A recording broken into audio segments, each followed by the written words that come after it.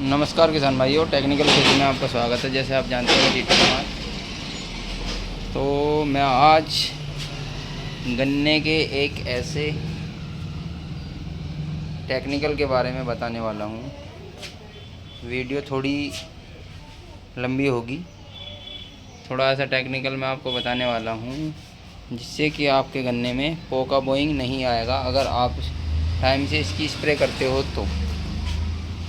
ये देखिए, ये है कोर्निका, धानुका कंपनी का आता है कोर्निका। इसकी 250 ग्राम एकड़ की डोज होती है। स्प्रे करने का मैं टाइम भी बताऊंगा आपको। ये हमारी दुकान है माछरा में, माछरा FPY, माछरा कृषक विकास प्रोड्यूसर कंपनी लिमिटेड। ये धानुका का माइकोर है। तो मैं इसके बारे में ये डिटेल बताऊंगा कि आपको कब स्प्रे करनी है। अगर आप इसकी 2 स्प्रे गन्ने में करते हो तो आपको बहुत ही अच्छी पैदावार मिलेगी, गन्ने में वज़न मिलेगा। और गन्ने के मैं वज़न के लिए भी आपको ट्रीटमेंट बताऊंगा इसी वीडियो में। तो गन्ने की वीडियो आप कंटिन्यू बने रहें वीडियो में, उससे ये होगा कि आपको पूरी जानकारी मिलेगी। ये कोर्निका जो है, आप जून के शुरू हफ्ते में एक स्प्रे और 1 जून के लास्ट हफ्ते में 2 स्प्रे करा दें। क्योंकि जब ज़्यादा टेम्परेचर बढ़ता है, गर्मी से, जो बरसात से पहले जब ज़्यादा टेम्परेचर बढ़ता है तो तभी हम इसका स्प्रे करना चाहिए। उससे ये फ़ायदा होता है कि जो हमारा टेम्परेचर के कारण जो मुलायम गोब होती है वो गलती है, वो गलेगी नहीं आपकी।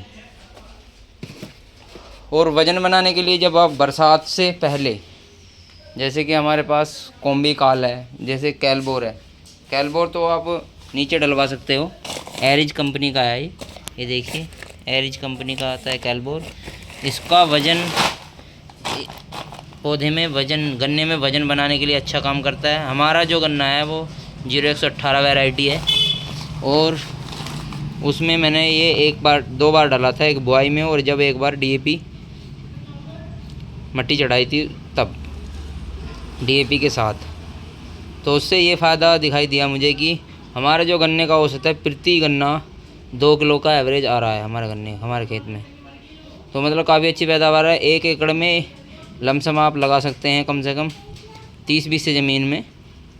हमारे जो गन्ने की पैदावार है वो 500 से ऊपर होने वाली है। 0118 अभी आधा ही खेत कटा है हमारा, आधा भी कटा नहीं है अभी। तो जैसे ही हम कटता है आपको अपडेट भी दिखाएंगे। तो इसका इतना अच्छा है कि ये सल्फ़र, बोरोन, कैल्शियम, पोटेशियम और मैग्नीशियम का इतना अच्छा कॉम्बिनेशन है। और इसका एक कैलबोर, एक कॉम्बिकाल आता है इसका, वो अभी हमारे पास है नहीं क्योंकि ख़त्म हो चुका है। थोड़ा उसका कट्टा भी नहीं पड़ा है कोई खाली, क्योंकि चला जाता है ऐसे ही 10-10, 12-12 किलो। उसका डोज जो आप शुरू में पानी देते हैं उसका 1 किलो का डोज दें। और जो आप जैसे बरसात के बाद का पानी देते हैं, जब बरसात में पानी आता है या बरसात होती है ज़्यादा, उसमें पानी देते हैं, तो वहाँ पे आप 2 किलो प्रति बीघे का आप डोज देते हैं। उससे आपकी पैदावार बहुत अच्छी होती है।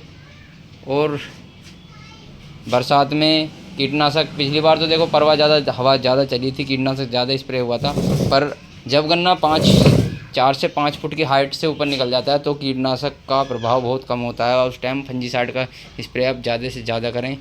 और हम तो ज़्यादातर इसी का स्प्रे हम 2 बार कराते हैं। एक ये होता है हमारा कीटनाशक, और अगर शुरू में आपकी कोई बात करें तो हम कार्बनडाजिम प्लस मैनकोजेब का भी स्प्रे करा सकते हैं।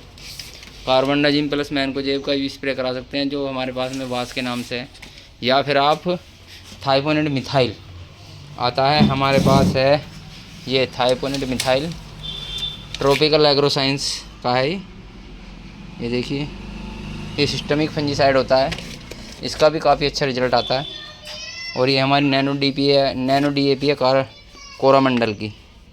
अगर आपने DAP नहीं डाली है, बुआई में नहीं डाल पाए हैं, तो आप इसकी स्प्रे या ड्रिंचिंग या स्प्रे भी इसकी करा सकते हैं। आप 2 बार आप 15-15 दिन के अंतर पे कराएं, काफ़ी अच्छा रिजल्ट आता है इसका भी।